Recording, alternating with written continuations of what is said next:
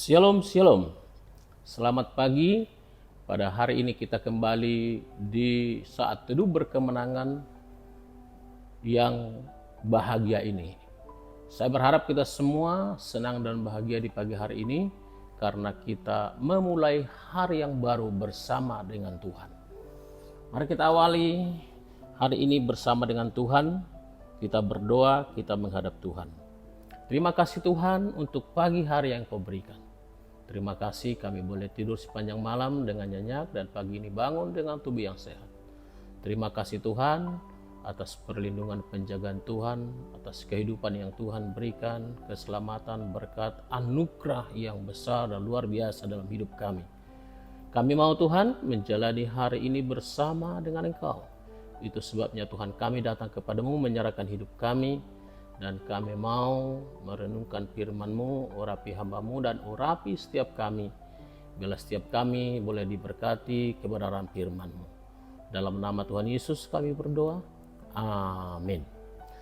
Saudaraku yang kasih dalam Tuhan, kita masih berbicara tentang kesetiaan, tentang murid-murid Tuhan Yesus.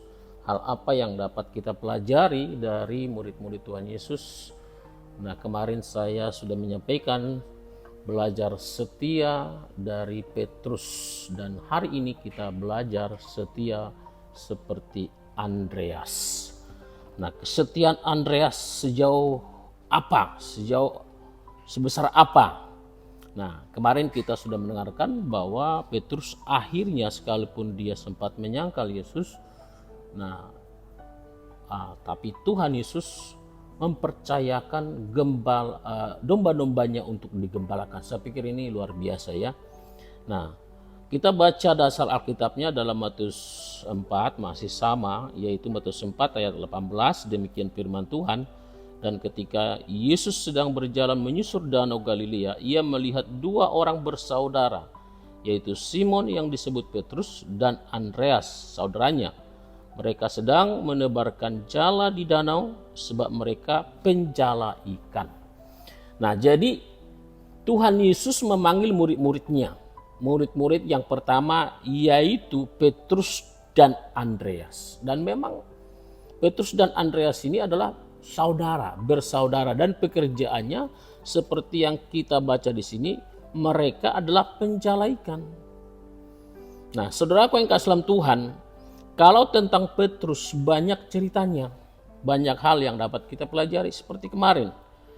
Tetapi Andreas, kalau kita selidiki, kita cari tentang Andreas ini cukup sedikit ya, tidak terlalu banyak. Jadi tidak banyak hal yang dapat kita tahu tentang Andreas, hanya sedikit saja. Namun demikian ada hal yang bisa memberkati kita dari Andreas, di mana sekali lagi ketika Yesus memanggil murid-muridnya pertama, ini sekaligus pengesahan ya, mengesahkan, mentahbiskan panggilan mereka sebagai hamba Tuhan, sebagai pelayan Kristus, di mana mulai hari itu mereka memulai pelayanannya sebagai pelayan Tuhan, sebagai pekabar Injil. Saudaraku yang kasih dalam Tuhan, tidak banyak yang dapat kita ketahui tentang Andreas. Tapi dari berbagai sumber yang coba saya cari, Andreas ini adalah seorang murid Tuhan yang disebut juga akhirnya dia adalah Andreu, sama ya, Andreas sama Andreu.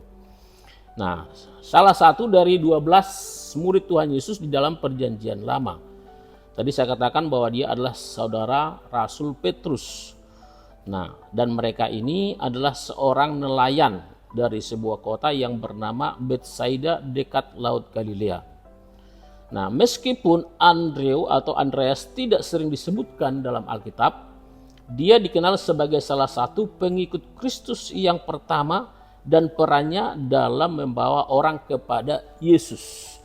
Jadi Andreas itu gigih dan giat untuk membawa orang kepada Yesus, mengabarkan Injil keselamatan kepada orang-orang di sekitarnya, supaya menerima Yesus sebagai Tuhan dan Juru Selamat.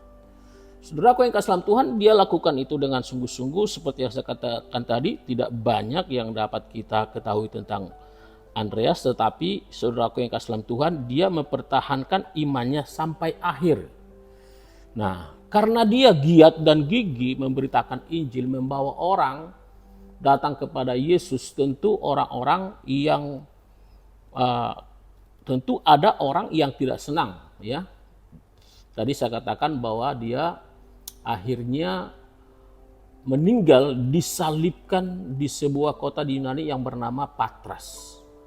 Nah, jadi banyak orang yang dibawa kepada Yesus oleh Andreas, tapi banyak juga orang yang tidak setuju dengan kegiatan Andreas, terutama pemerintah yang memerintah pada saat itu.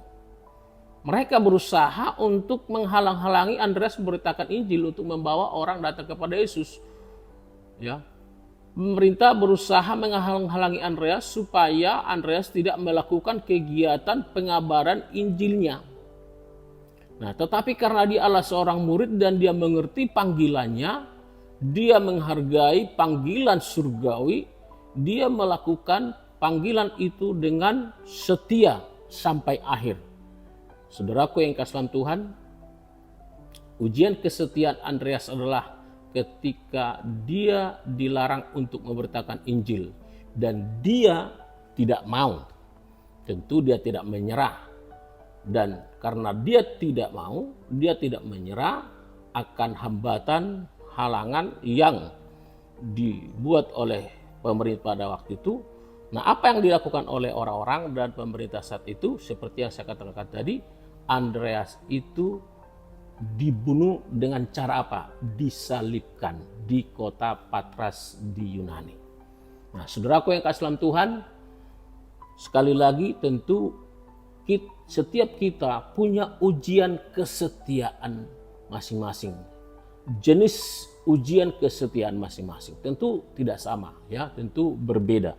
Oleh karena itu, saudaraku yang kasih dalam Tuhan, apapun ujian dari kesetiaan kita mau berkata, aku tetap setia sampai mati. Seperti memang itulah yang disampaikan oleh Tuhan kepada jemaat di Smyrna, hendaklah engkau setia sampai mati, maka aku akan menganugerahkan kepadamu mahkota kehidupan. Saudaraku yang kasih dalam Tuhan, demi mahkota kehidupan, saya menerjemahkan mahkota kehidupan, keselamatan. Demi keselamatan jiwa kita, maka kita harus tetap setia sampai mati. Sekali lagi, tentu godaannya banyak, besar.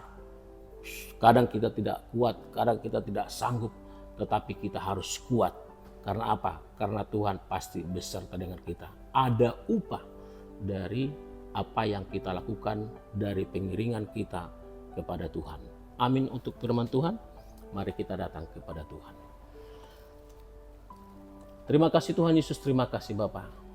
Tidak banyak hal yang kami ketahui tentang Andreas, sekalipun kami mencari dari berbagai sumber, tapi dari sekian sumber yang kami dapatkan, kami mengambil pelajaran dari kesetiaan Andreas. Dia tetap setia sampai mati, sekalipun dia harus disalibkan, tetapi dia tetap setia melayani Tuhan, mengikut Tuhan. Kami mau seperti Andreas, sekalipun Tuhan kami menghadapi tantangan dan kesulitan dalam hidup kami mau tetap setia sampai mati. Tuhan tolong kami, Tuhan berkati kami, Tuhan berikan kami kekuatan untuk kami setia sampai mati. Kalau ada di antara kami mendengarkan firman-Mu, mulai goyah kesetiaannya atas masalah-masalah yang dihadapi. Hari ini Tuhan kami datang kepadamu, kami mohon Tuhan Engkau kuatkan, Engkau teguhkan jemaat-Mu Tuhan, para pendengar, biar mereka tetap setia kepada Tuhan apapun yang terjadi dalam kehidupan kami. Sekali Yesus, tetap Yesus. Yesus di bumi, Yesus di sorga. Terima kasih Tuhan, terima kasih. Kami percaya Tuhan akan menolong kami, Tuhan akan memberkati kami dan menguatkan kami, dan kami pasti muncul sebagai pemenang. Terima kasih Tuhan, bagi mulai segala hormat, pujian dan kemuliaan. Dalam nama Tuhan Yesus kami berdoa dan bersyukur. Haleluya. Amin. Amin. Saudaraku yang kasih dalam Tuhan, demikian renungan kita pagi hari ini. Kiranya Tuhan menolong kita, Tuhan memberkati kita dapat menjalani hidup ini sepanjang hari ini bersama dengan Tuhan. Jalani hidup ini bersama dengan Tuhan dengan penuh kebahagiaan dan sukacita dari Tuhan. Shalom, salam kemenangan.